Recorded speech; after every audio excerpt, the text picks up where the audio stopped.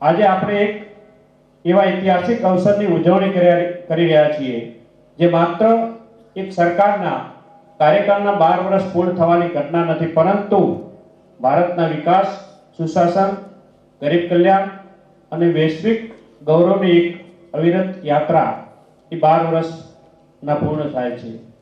એક સમય હતો જ્યારે ભારત વિશ્વમાં અનેક પડકારો માટે ઓળખાતું હતું, પરંતુ આજે ભારત વિશ્વની સૌથી ઝડપથી વિકસિત અર્થવ્યવસ્થામાં સ્થાન ધરાવે છે।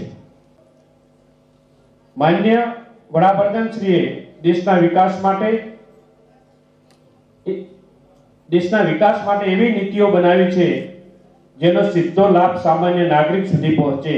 ગરીબોના બેંક ખાતા ખોલાવવા માટે જનધન યોજના, માતા બહેનો માટે ધુમાડા મુક્ત રસોડું આપવા ઉજ્જવલ યોજના, ગરીબોને પાકું ઘર આપવા આવાસ યોજના, દરેક ઘરમાં નળ દ્વારા પાણી પહોંચાડવા જળ જીવન મિશન, આરોગ્ય સુરક્ષા માટે આયુષ્માન કાર્ડ, ભારત અને કરોડો લોકોને મફત અનાજ આપતી ગરીબ કલ્યાણ અન્ન યોજના જેવી અનેક યોજનાઓ સામાન્ય માણસના જીવનમાં ગુણાત્મક પરિવર્તન લાવ્યું છે।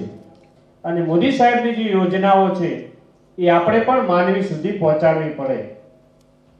દરેક છેવાડાનો માનવી આ યોજનાનો લાભ લઈ અને 2047 નું મેપ જે મોદી સાહેબે બનાવ્યું છે વિકસિત ભારતનું, એ આપણે પૂર્ણતા કરવી પડે।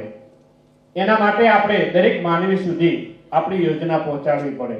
અને આપણે આ સુશાસનના જે મોદી સાહેબના 12 વર્ષ પૂર્ણ થયા છે એની અંદર આપણે આપણી જે યોજનાઓ છે, ભારત સરકારની યોજનાઓ છે, આપણી ગુજરાત સરકારની યોજનાઓ છે, આપણી સરકારની યોજનાઓ છે એ જન જન સુધી પહોંચે, એના માટે આપણે સૌ સાથે મળીને કામ કરીએ અને આ વિસ્તારની અંદર જે પણ યોજનાઓ આવે એનો પૂરેપૂરો લાભ લઈ અને આપણા 2047 નું જે મેપ છે એને જે મોદી સાહેબની સપનું છે અને આપણા ભારતવાસીઓનું સપનું છે એ સપનાને પૂર્ણ કરીએ।